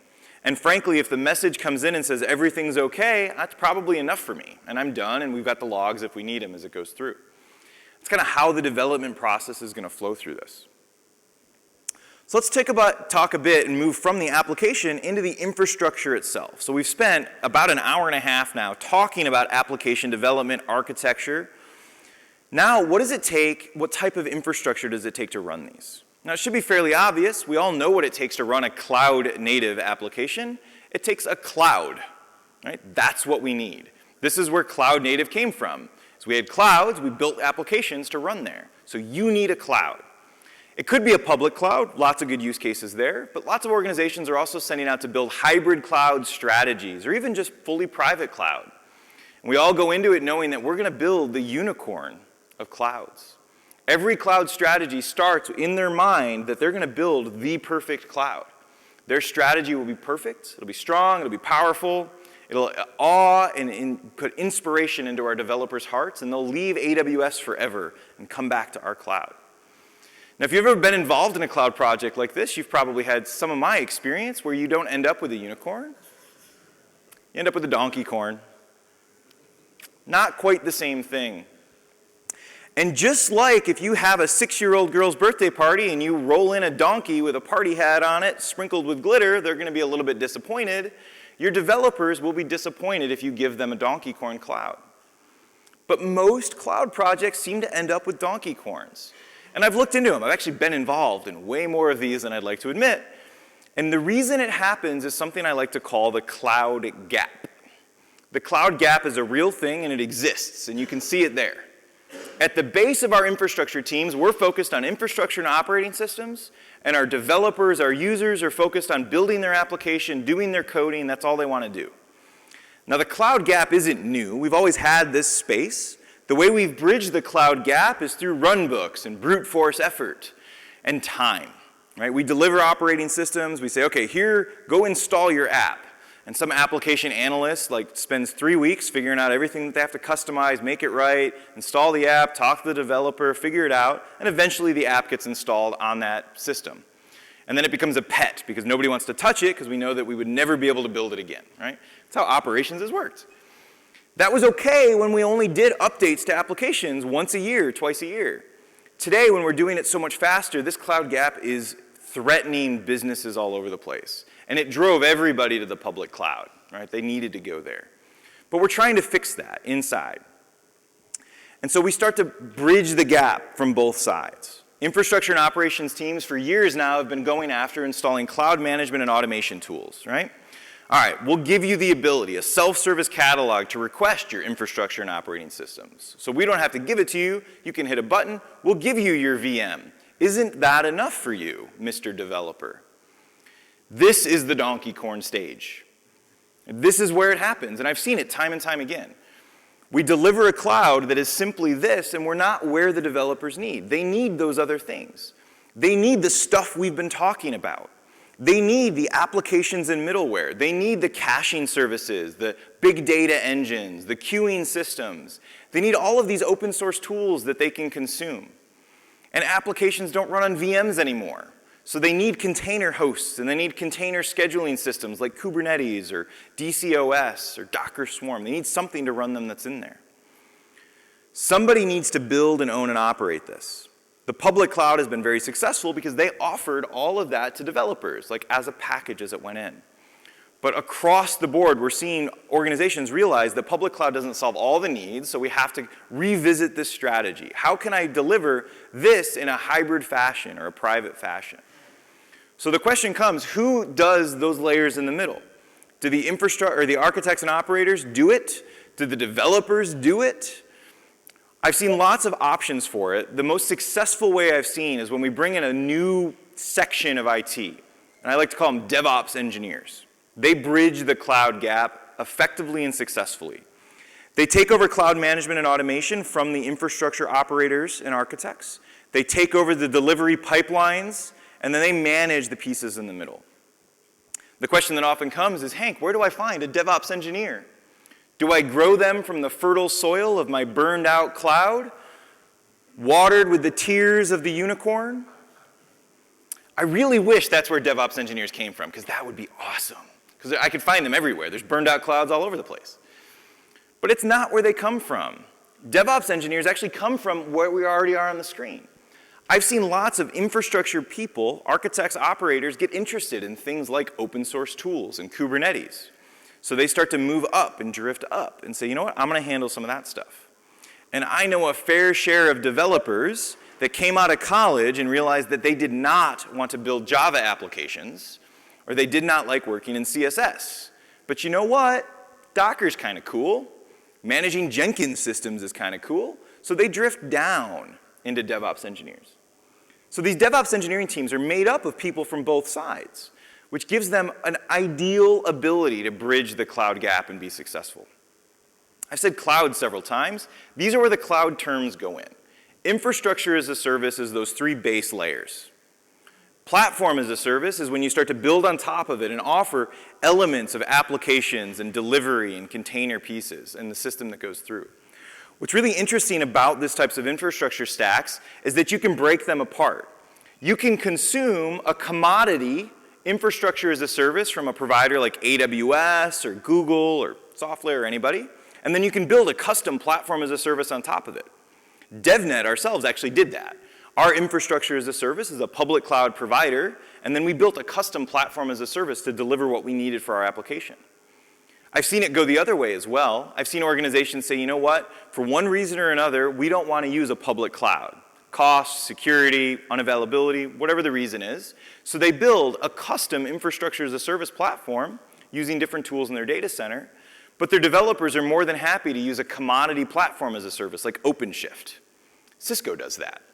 We run our own infrastructure as a service in IT, and then we offer actually several different platforms as a service, but OpenShift is one of them. You can go and grab it.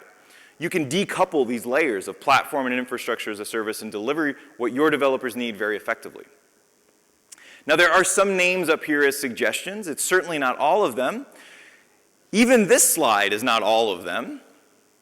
This is what's called the cloud native landscape. The Cloud Native Computing Foundation, CNCF, publishes and kind of keeps track of the different tools that fall into cloud native development. And you can find it at landscape.cncf.org, I think. And you can search it and you can see the tools. They used to do it in a poster size like this, and I actually couldn't find the updated version because so many new tools come out all the time. I think they just got sick and tired of trying to fit them all onto one PDF. But you can go and find them. I point that out because as you talk with your application teams and developers and they mention the tools they're using, you're probably going to hear names that sound weird and are spelled completely wrong. And those are all of the latest open source projects that have come out in this space. And before you just get frustrated that you have no idea what it is, you can go to the CNCF and you can search for whatever tool they told you, and it'll tell you what is that tool for? What are other similar tools to it?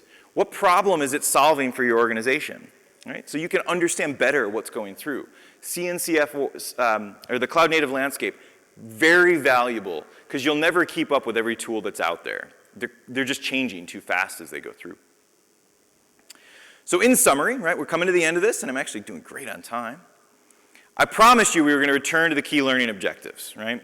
Through our morning today, I wanted to make sure I had 3 things we could do. So I'd like to have you help me out. So think back on the morning. Now pretend you're back next week. You're back from Cisco Live. You're sitting in the office with your manager, and they're like, hey, what did you learn at Cisco Live Barcelona? And you think back to this session. Do you think you could describe to them what a microservice architecture is and how it differs and why it came about compared to the client-server architectures? Let's do a show of hands. We've all been sitting still, right? Think you could do that. Excellent. So they say that, and they say, you know what, that's great. I just heard from my application development lead peer that they're looking at deploying some new queuing systems, and I have no idea what those do. Could you help your director understand what the queue might do for your developers? Yeah. Good. Excellent. And then lastly, back to the donkey corns, right? Do you have a better idea as to why your developers may not be able to get what they need out of the traditional x86 virtualized data center that we've been building and why they're needing more and what they're after, right? I'm seeing heads nod, which is great. Thank you. And that was the big reason we put this session together, was because so many times I would be out there, and it's not just on our fault as infrastructure people, but so many times I'd be in a meeting with an infrastructure team being like, those app guys have no idea what's going on. Right? We've given them exactly what they need. What's the big deal? They don't know their job. They don't know how hard our life is. Rawr. And then you go talk to the app guys, and they're like, those infrastructure guys have no idea what's going on. They don't understand how hard our job is. Their job is so easy. So both sides of this think that the other guys are idiots, which is just silly, right? It's just the way it goes. And there's only so much I can do with the app guys, but I talk to you guys all the time. And so my hope is that we can try to be the better people out there and bridge that gap. So go back, talk to your application developers. The easiest way you're going to convince them that you understand where they're coming from is to know their perspective. So if you haven't read them yet, go read the 12 factors. It will help you. It'll help you understand the challenges, the way that your application developers are thinking that are there. If you have any other questions on this, I'll stick around for a little bit, but I've got a meeting coming up like right after this one. But you can always reach out to me anytime. hapresto@cisco.com will find me on either WebEx Teams or email if you're still doing that thing. If you're on social media, HF Preston will find me up there. And please also follow Cisco DevNet on the social medias. It's the greatest way to find out the latest information from Cisco on programmability, what we're doing in the space, new labs that have come out, new announcements that are going through that are there. And while you're here this week, if you haven't gone through the hub to stop by DevNet Zone, please do. I'm camped out in the sandbox booth nearly all day as it goes through, talking with folks about the resources that are available in DevNet to help you program your networks or your computer, your communication systems as fast as you need to. If there are there any questions now that anybody has? Because I do have a few minutes left in the session. No? All right. So, as mentioned already, but they make us put these slides in here, you can join the discussion in WebEx Teams inside of the Cisco Events app. Just hit the button to join. It'll put you into the room. And then, as always, please do complete your surveys. It's really important to us to know how well we're delivering, if we're giving you the information you're after, if you found the session valuable, if it answered the questions you hoped it would answer. And personally, I love hearing what I can do differently next time. So please fill out your surveys, let us know how you liked it, and stop by and let us know as it goes through. And with that, there's plenty of other stuff to do here at Cisco Live, in the Hub, World of Solutions, all the other places. Somewhere in here, there it is, the thank you slide. Thank you all so much for coming.